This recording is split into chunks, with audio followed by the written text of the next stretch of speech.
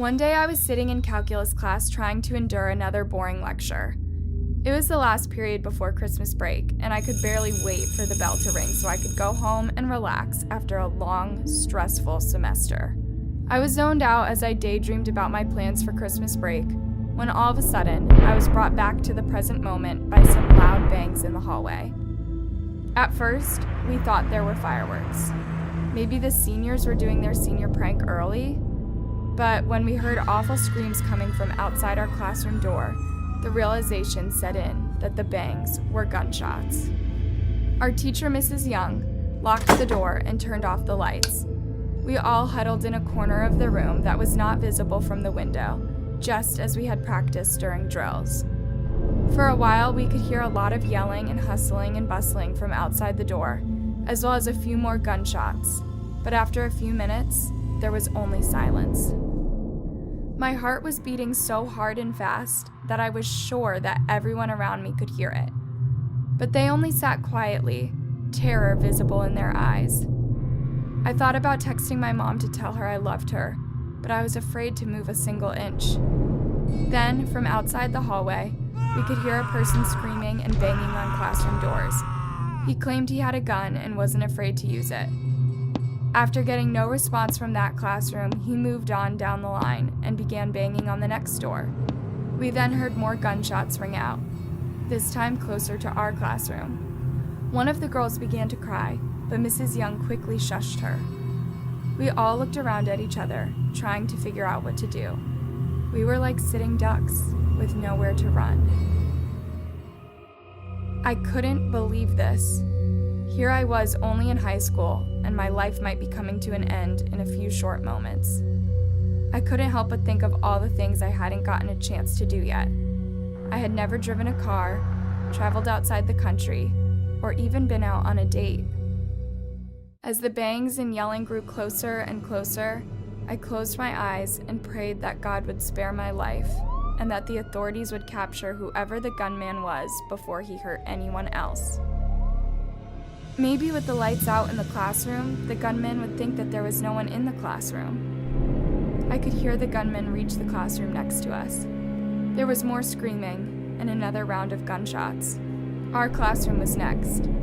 I held my breath in anticipation, and Mrs. Young gestured for us to get down. We squeezed against the wall and flattened ourselves against the floor.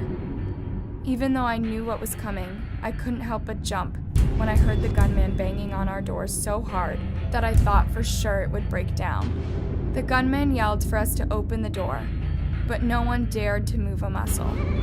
He let out a repulsive laugh, and all of a sudden I recognized the voice. It was a kid named Toby. I had a few classes with him throughout the years. He was a pretty quiet kid who sometimes got made fun of for his weight. Was this his way of getting revenge? Suddenly, bullets came flying in through the door, raining down in our classroom. I watched one go right through Mrs. Young's computer screen. Others smacked into the wall. I and a few of my classmates couldn't help but scream in terror. Due to the angle, the bullets luckily couldn't reach us. Toby moved away from our classroom door and made his way down the hallway. We all looked around, shocked to find that everyone was completely unhurt. Suddenly, we heard more yelling in the hallways, but not from Toby. It was the police instructing Toby to drop his weapon. There was one final gunshot, and then silence.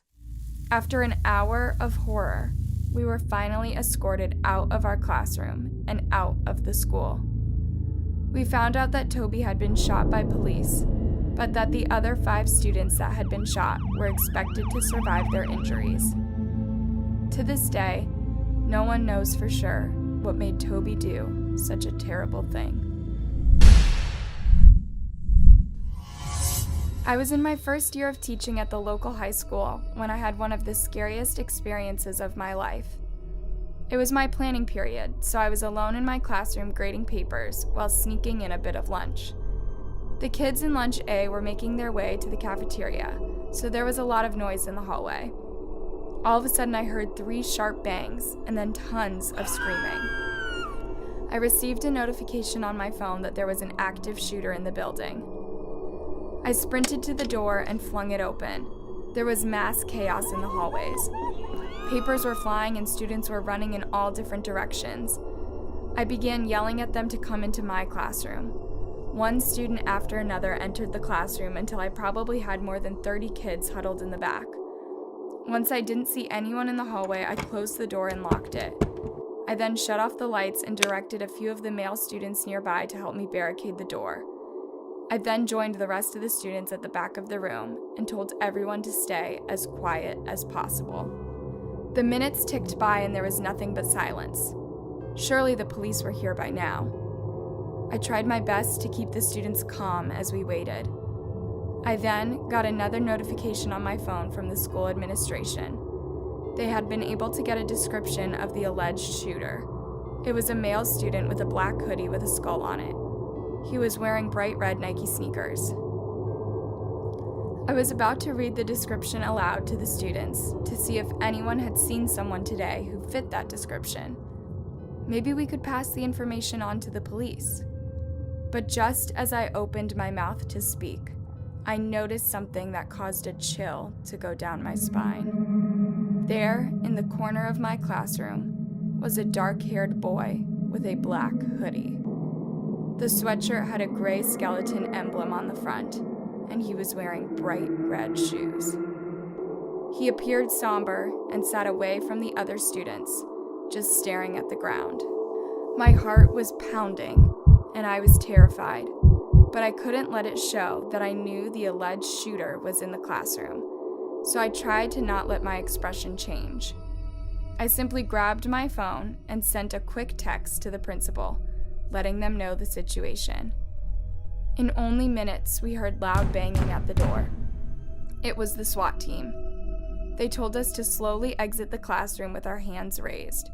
We unbarricaded the door and did as we were told. The boy who fit the description attempted to run, but was quickly detained by an officer.